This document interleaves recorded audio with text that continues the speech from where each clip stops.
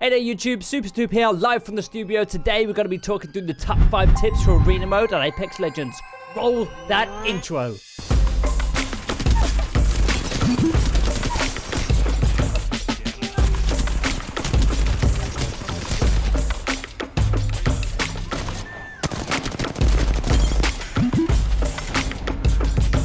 Alright boys, let's get to work. Here's the top 5 things that you should know in Arena Mode, what you should be working on, what you need to know, what you should tell your teammates as well, and also a few other things which might help you out when the ranked playlist comes at the end of this month. Hopefully, fingers crossed, who knows. Anyway guys, we do stream 4 times a week on Twitch. The link is in the description below. We do play with viewers, come along sometime, have some fun, pick up some dubs, maybe even carry me, who knows, I'm only diamond. And also, of course, if you found this video helpful in the very slightest, you just have to click the like button, otherwise you will be banned from YouTube. That may or may not be a lie. And guys, if you do enjoy Apex content, even if you enjoy this pretty face, which I'm pretty sure only my mom loves, please hit that subscribe button. Turn the bell on as well while you're at it for future Apex content. Thank you. So without further ado, let's get this ball rolling. Here is number 5. There's one on the left side of me. Here now. Down. So coming in at number 5, it sounds super simple, and this is probably pretty generic for every single game out there. It's teamwork. Oh, there's 2 of them over here. One got nothing. Coming. Being pushed by the other one. They're both cracked, I believe. I'm coming. Win this. What's up, boys? I got nothing. Thank you. As they say, teamwork makes the dream work, and I will be 100% honest with you. If I notice that another team is not a 3-stack or a 2-stack, or they're not communicating very well, there's 2 players on the one side of the field and then the other one is out there fetching the bins, 100% of the time, I'm going to tell my team, we're going to ape this dude, turn it into a 3v2. It's pretty much game over for that entire round. You guys are going to have to stick together, be in close proximity, be able to help each other out from each other's position. Obviously, this starts from right at the start of the round, deciding which way to go. You've just got to be on that same wavelength. Even if you're random fill, solo filling, just use the game chat or even just use the text chat as well. Just use your pings. Teamwork is honestly the single most important thing here as well. Knowing when to push, when not to push, when to hold. Talking about the economy as well. So say like, I've got some bats here, you know. Especially during those early rounds where bats and cells are really hard to get, and the economy is so important in the early rounds. Teamwork is a massive factor here. Obviously, that depends on when you're going to be buying your ultimates, perhaps, or a round where perhaps you just want to save some currency. Just say, listen, we'll just throw this one, but next round we'll go big, we'll buy ultimates and stuff like that. Just keeping your teammate on the same wavelength as you. Even if, like I say, you are just solo filling. Don't be afraid to turn your mic on. Don't be afraid to call the shots if nobody else is calling the shots as well. You know, stand up, be counted, be the alpha in that position, and just go ahead and call the shots for your team. If it doesn't work out, you're going to learn something, but at least you've tried and you've all gone 100% together rather than just making 3 1v1s for the other team, making it super easy for them. At the end of the day, the most important thing about teamwork is just not making it easy for the other team. As I mentioned at the start, if we notice that one person is out of place, we are 100% just going to ape that dude, turn it into a 3v2, and it just absolutely just changes the whole dynamic of the game. But if a team is tight-knit, sticks together, it's very hard to push that, because you know if your team isn't behind you, you're going to be turning that into a 3v1, and it's going to be super important to keep the comms up, keep the teamwork together. And just remember, guys, there's no octane in teamwork. Come on, what are you waiting for? Let's do this. And coming in just after teamwork, in at number 4, it's going to be economy.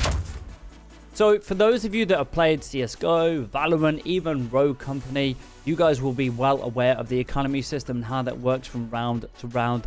Apex Arenas is slightly different in that fact, considering the fact that you only need 3 wins to actually win the game. Whereas obviously Valorant, you need 13, which is quite a considerable amount. Games over there go for like 40-50 minutes. You can be done with the game in 5 minutes over on Apex Arena. So economy isn't as important. That's probably why it's sitting down at number 4 and not higher up the ranking. But still absolutely vital. It's all about preparing your team for the upcoming events. Knowing when to use those ultimates, as we mentioned before. Also knowing when to buy batteries. Also knowing when and what guns to use from the beginning, moving onwards as well.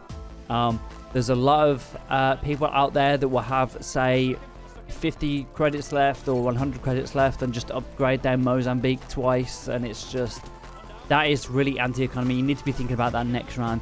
Of course, unless you're on match point or like a tiebreak or something like that, then okay, yeah, just go all out and just buy absolutely everything, spend all your money. Don't forget, don't be afraid to just hold money back for further rounds as well. Make sure you're picking up those currency crates as well. You can always get at least one for free every single round. Don't try to spread out and get both of them, because it just isn't worth it, because you'll lose the round and it's counterproductive. Economy in the early rounds is super important as well, because the bins will play a huge part as well, because at the start of the round you can't buy any batteries unless you buy a really bad gun. So the L-Star kind of works out in the second round, because you can kind of get 2 batteries with that depending on what currency you got in round 1. Super important to just be aware of this and know kind of how many points your teammates have as well. If they didn't get many kills last round, maybe buy them a bat, give them a bat at the start of the round, and say, listen, you upgrade your guns, we'll go for the bin this time. Just be aware of how many coins you're going to be getting next round, how many coins you currently have, and also what round you're in as well. Because you don't want to be in a position where you're saving and saving and saving and you're 2 points down. You still want to keep it competitive at the same time. So economy, it's a very hard thing to get balanced, but this will definitely come with experience. And again, like we mentioned before, teamwork and communication is vital here with economy. Knowing when your teams are probably going to sit back a little in terms of spending for that round, and knowing when they're going to push as well. Because if you go ahead and spend all your money that round, but your teammate only runs the Mozambique P2020 and a battery and just saves, it's kind of counterproductive, because you're going to throw that round and you're going to have spent all your money, whereas they're going to have saved. So you do need to work in unison here and just think about your economy at all times. So coming in at number 3, I'm not sure if this is halfway through the list. Is 3 halfway through 5? I don't think it is it? Anyway, it's positioning. So positioning is very important in any shooter you will come across. In fact, just any game, to be honest. Actually really important in arena mode as well. As we mentioned before, positioning based on those bins, and also what I mentioned in the teamwork thing. If I notice that someone is out of place, we will ape those and take the advantage here. So positioning is very important. Knowing where your teammates are across the map, knowing where you need to go to, knowing where those bins are as well with the batteries in, especially over those first couple of rounds, knowing where the care package is going to drop. I often find that the care package is more useful for cover rather than actually getting some guns out of it, because at that point you've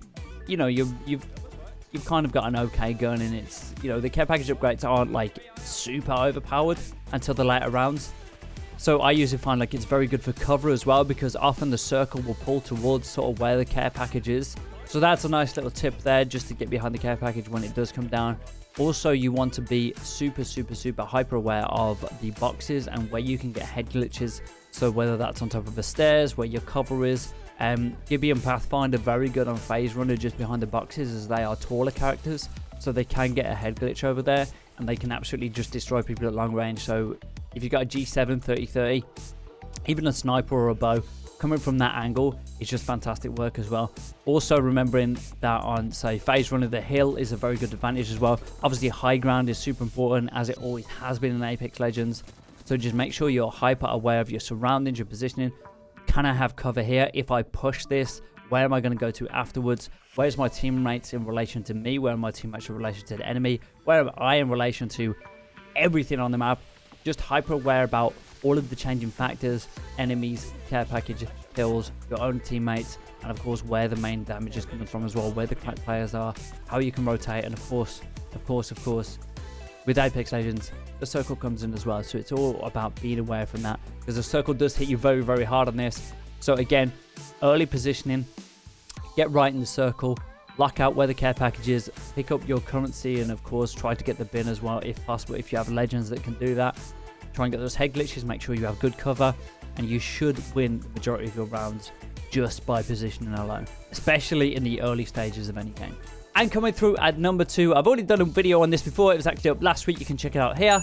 This is the weapon choice. So this is something that has plagued a lot of people over the start of arena. What kind of guns do we use? Does it change from BR? A lot of people using the L-Star for a meta, but the weapon choice is super important. Also falls all the way back to what we were talking about before, positioning, economy, and teamwork as well.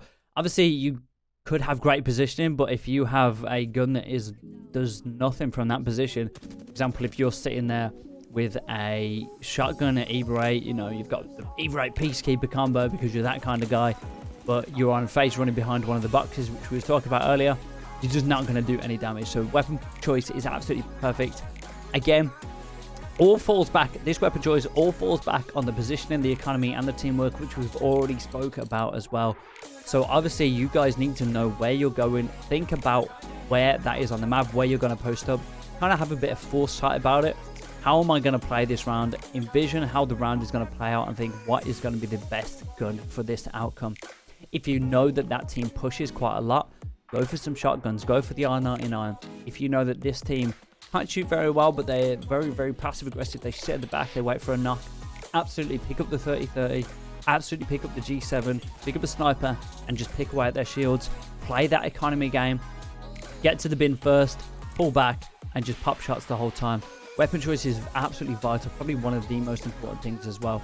And of course, we all know that if you go for split fire, you're just going to win every fight anyway, so that doesn't even matter. I don't even know why this is number 2. And coming in at number 1, this is one of the most important tips that I can give you guys. It's mixed up your playstyles. So not only through like my own gameplay, but also through other people's gameplay as well, which I've watched on Twitch, on YouTube, etc., playing with friends. The one thing that gets everybody is just having their playstyles mixed up. For example, I've seen a team where they've been super passive for most of the rounds, and then at crunch time, thrown an Octane pod on Mirage, got right over the top of them, all Evo 8s, Gibby bubble, and just decimated. The team didn't expect it because I thought, yeah, we can chill. The Octane usually goes to the right. You start reading your opponents, you start learning their mannerisms, you start going, right, okay, so the blood always scans from the bottom floor over here, and then the Gibby sits up top with the arm shield, and you start working out what they're doing. And that means that, as I mentioned in the last tip, you can actually plan for what's going to happen and envision how the round's going to go out. If you are keeping the opponents on their toes all the time, they're not going to be able to envision this. You're probably going to make them do bad positioning, bad economy, bad teamwork, and bad weapon choice decisions here. So just by mixing up your playstyles, you can wipe out all 4 of the other tips which I've given you today. So obviously play aggressive and pull back, mix it up, poker face it a little bit, maybe even just play super passive the whole time. The whole time sweep left, sweep left, sweep left. Even if you're winning rounds on the left, one round just go right. It will totally throw them off. So for example, say if your team goes left 2 times in a row and wins them both, your team's going to be scratching their head, right, how can we stop them from doing this? Because they're definitely going to do it again. If it's not broken, don't fix it, right? They're going to be planning for this, maybe pick up some snipers, be passive aggressive, and just take you out from here. So they might go over to their left-hand side as well, and just sit there with snipers and just say, right, we're not going to go there because we've lost there twice. But guess what? You're now coming to the right side with the Evo 8s, with the shotguns, with the arc stars, and just absolutely blowing that up. And guess what? All they've got is snipers and bows. So you're in an absolutely fantastic position. You're going to close out the round. You're going to take a 3-0, baby. And that is why you should definitely mix up your playstyles. And just to finalize as well, guys, all of these work in synergy with each other. As you've noticed in every single tip, I've spoke about another tip within them. If you can learn all 5 of these, you're going to be an absolute beast in arena mode. You're going to be unbeatable. And there's nothing that can stop you except the Spitfire. No, but seriously, guys, thank you so much for watching. I really appreciate it. I can't wait for the rank mode. If you guys have any more tips as well, anything that you found useful, leave it in the comments below. I do reply to absolutely every comment as well. Thank you for your support. Share the video, like, comment, subscribe, all that good stuff. I'll see you in the next one, guys. I love you to pieces. Ciao, ciao.